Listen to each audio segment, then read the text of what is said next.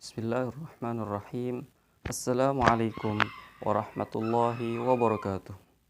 Bismillah, walhamdulillah, wassalatu wassalamu ala sayyidina rasulillah Muhammad bin Abdullah wa ala alihi wa ashabihi wa man ihtada bihidayatihi wastanna bisunnatihi min yaumina hadha ila yaumin nahdah. Amma ba'd. Yang sama-sama kita muliakan para alim ulama, para tokoh masyarakat, wabil khusus dosen pengampu mata kuliah motivasi dan komunikasi dakwah Dr. Tubagus Wahyudi, ST, MSI, MCHT, CHI, dan Dr. Mamduh Nuruddin, serta seluruh saudara-saudariku yang senantiasa dirahmati dan dimuliakan oleh Allah Subhanahu wa Ta'ala. Jika kita berbicara tentang sosok akhlak sang Nabi Shallallahu Alaihi Wasallam, maka beliau adalah sosok yang paling sempurna, yang patut untuk dijadikan suri tauladan yang terbaik sepanjang waktu dan zaman. Apalagi dalam keutamaan keadilan, yang mana setiap manusia pasti menginginkan tentang keadilan tersebut, baik untuk dirinya maupun khalayak pada umumnya. Setiap manusia menginginkan keadilan di dalam kehidupannya, karena hal tersebut sudah menjadi fitrah bagi manusia yang dititipkan oleh Allah Subhanahu wa Ta'ala, yang mana sifat tersebut merupakan ismun min asma'illahi ta'ala, yaitu salah satu nama daripada nama Allah Subhanahu wa Ta'ala, berupa al-adl atau keadilan.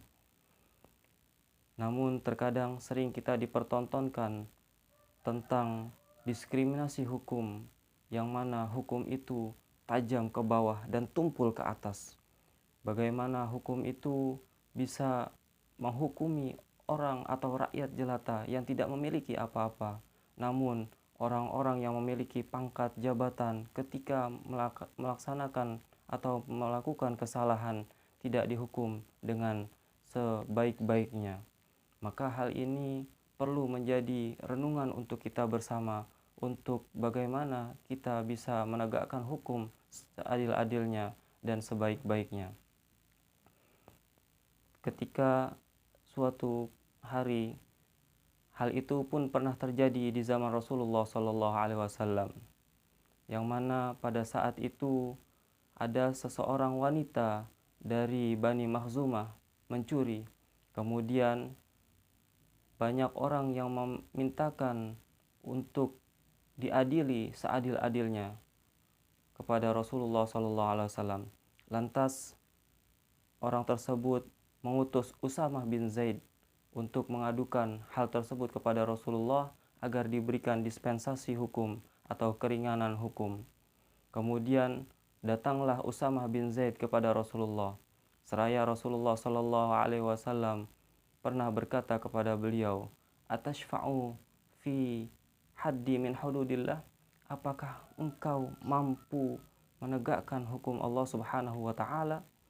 Kemudian beliau berkata seraya berkhutbah, "Ya ayyuhan nas, wahai manusia, innama ahlakal ladzina qablakum kanu idza saraqa fihim tarakuhu." Yaitu orang-orang yang celaka pada zaman-zaman sebelum kalian. Ketika mereka mencuri, maka mereka meninggalkan begitu saja, karena yang mencuri adalah orang yang memiliki pangkat, jabatan, atau orang yang terpandang. Namun sebaliknya, wa iza saraqa fihim dhaif, apabila orang yang mencuri itu orang lemah, rakyat jelata, tidak memiliki apa-apa, aqamu alaihil had, mereka menegakkan hukum dengan sebaik-baiknya dan seadil-adilnya. Nah, inilah yang mana kita lihat mungkin beberapa waktu saat lalu kita melihat bagaimana diskriminasi hukum itu tampak terjadi pada masyarakat yang saat ini. Kemudian Rasul Shallallahu Alaihi Wasallam memberikan contoh yang konkret dan nyata bagaimana beliau tidak pernah menebang pilih antara keluarganya maupun orang selain daripada keluarganya atau orang terdekatnya. Beliau pernah bersabda, "Wallahi lau anna Fatimah Az-Zahra binti Muhammadin saraqat laqata'tu yadaha." Kalau seandainya Fatimah anakku ini mencuri, akan aku potong tangannya. Diriwayatkan di dalam hadis Imam Bukhari nomor 6788 dan Imam Muslim nomor 1688. Bagaimana akhlak sang Nabi Shallallahu Alaihi Wasallam begitu sempurna, memberikan keadilan, juga memberikan contoh tentang bagaimana efektivitas keadilan dan merealisasikan keadilan itu sendiri untuk kemaslahatan bersama. Sebagaimana kita ketahui bersama bahwa negara ini adalah negara yang berlandaskan hukum, yang mana di dalam salah satu teori hukum tersebut disebut dengan equality before the law, yaitu persamaan atau kesetaraan di mata hukum. Di dalam hierarki perundang-undangan Indonesia, undang-undang memiliki derajat hukum yang tertinggi di antara aturan-aturan hukum yang ada. Contohnya di dalam pasal 27 ayat 1 Undang-Undang 1945 menegaskan bahwa semua warga negara bersama kedudukannya di mata hukum. Salah satu makna daripada IBL atau Equality Before the Law yaitu sebuah norma yang melindungi HAM, hak asasi manusia. Jika dalam konstitusi hal ini dicantumkan, maka konsekuensinya, logisnya adalah baik penguasa ataupun sekaligus penegak hukum haruslah melaksanakan dan merealisasikan asas ini dalam kehidupan bernegara. Memang tidak mudah dalam penegakan hukum, tidak semudah membalikkan telapak tangan. Perlu adanya mujahadah atau kesungguhan, meskipun banyak rintangan dan hambatan, baik dari sisi yuridis dan politis maupun sosiologis dan psikologis. Tapi kita yakin dan optimis dengan tekad yang kuat dan juga bekerja sama dengan seluruh elemen dan aparatur negara, maka hal tersebut akan menjadi mudah. Saudara-saudariku yang senantiasa dimuliakan dan dirahmati oleh Allah Subhanahu wa taala. Mari kita tengok sejenak sebagai seorang muslim yang baik. Kita pandu dan kita kembalikan pemikiran kita kepada Al-Qur'an.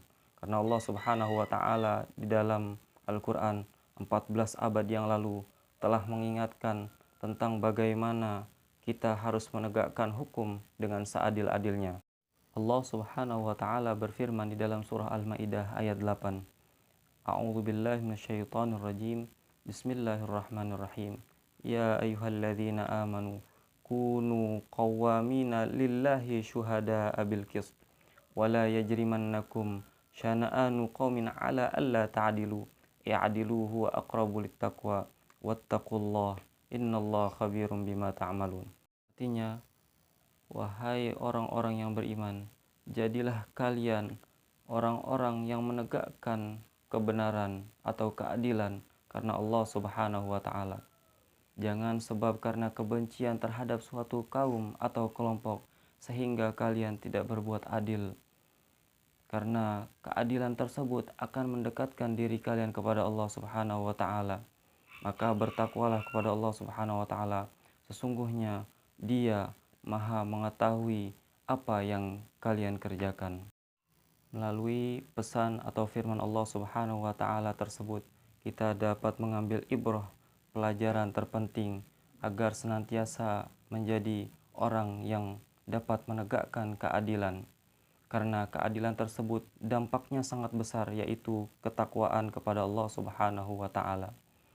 Siapapun kita di dunia ini, jabatan, pangkat itu hanyalah sementara, maka selayaknya dan seharusnya kita harus melaksanakan dan mengemban amanah tersebut dengan sebaik-baiknya, yaitu menegakkan keadilan di muka bumi ini. Yang mana keadilan tersebut, jika suatu bangsa dapat menegakkannya, maka bangsa tersebut akan mengalami kemajuan. Namun sebaliknya, jika bangsa tersebut tidak dapat menegakkan keadilan, maka bangsa tersebut akan binasa dan hancur. Na'udzubillah, summa na'udzubillah. Di akhir sesi ini, saya ingin mengajak kepada saudara-saudari sekalian untuk kita bermunajat kepada Allah Subhanahu wa taala.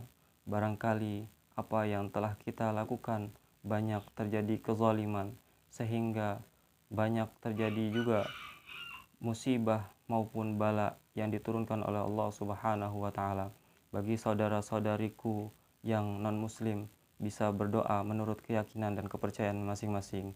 Namun bagi saudara-saudariku yang beragama Islam, mari sama-sama kita tundukkan kepala dan hati kita serta mengangkat tangan kita untuk bermunajat kepada Allah Subhanahu wa taala dengan doa Nabi Adam alaihi salam, yang mana doa ini sangat masyhur telah beliau kumandangkan ketika beliau diturunkan dari surga ke muka bumi ini. Rabbana Rabbana Zalamna anfusana wa illam taghfir lana wa tarhamna lanakunanna minal khasirin. Wahai Allah, Tuhan yang maha adil dan maha bijaksana, kami telah menganiaya diri kami, maka maafkanlah kami. Namun jika Engkau tidak memaafkan kami, maka kami termasuk orang-orang yang rugi. Terimalah taubat dari apa-apa yang kami khilafkan dan kami lakukan kesalahan. Terimalah doa kami. Amin ya rabbal alamin. Akhir kata, saya Rais Qoribillah mohon maaf yang sebesar-besarnya apabila terdapat kekeliruan ataupun kurang daripada pemahaman yang diberikan. Kurang lebihnya saya mohon maaf. Terima kasih atas segala perhatian dan atensinya. Wallahul muwaffiq ila aqwamit thoriq. Fastabiqul khairat. Wassalamualaikum warahmatullahi wabarakatuh.